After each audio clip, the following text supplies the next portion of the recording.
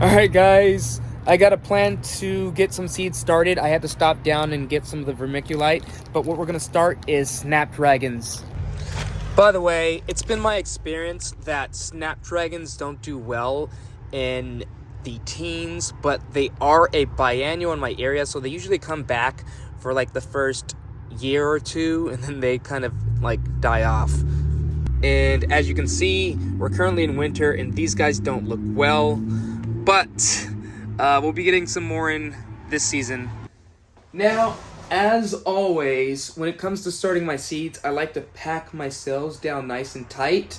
I like to pre-moisten them as well. And if you did see in the beginning of the video, we prepped our labels, one being the Madam Butterfly Pink, we have the Madam Butterfly Bronze, and the Monaco Orange Snapdragons.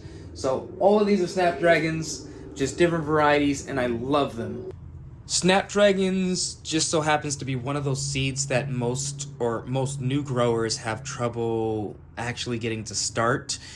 And it's mostly because they need to be surface sown and not buried too deep beneath the soil.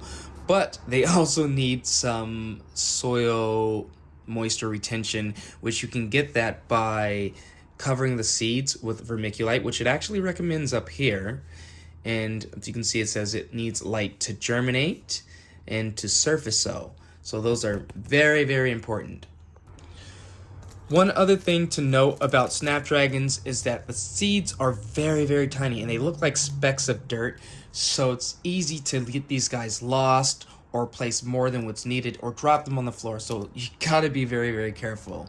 So I'm gonna get these guys in the cells and we'll continue from there.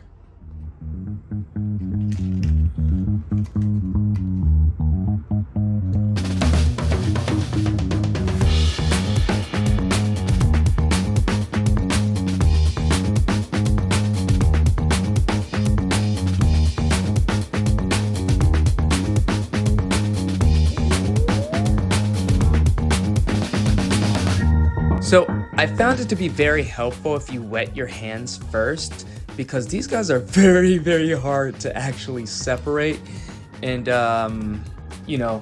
put into singular cells. If you can see in my hand, look how small they are. I almost dropped one a second ago. And there's only 50 seeds, so you don't want to waste them.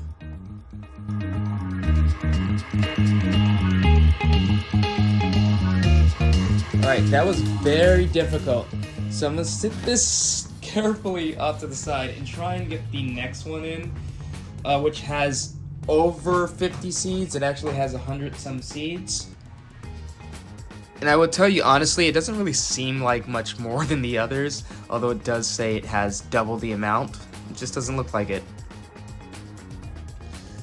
So the final stage just includes me placing vermiculite over the top of the soil, like just very lightly, trying not to knock out these small seeds. And one thing I will note about placing snapdragons in these cells, it was very difficult just to keep track of everything. So you have to be very laser focused. Then put it underneath the grow lights. Then be sure to put the humidity domes over top so that everything stays moist. And just like with all the other seeds, all we are doing is hoping that something actually grows and cross our fingers.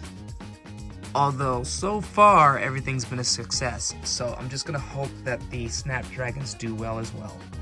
Alright guys, now that we're finished with that, I will see you guys in the next video. And next video might include starting onions.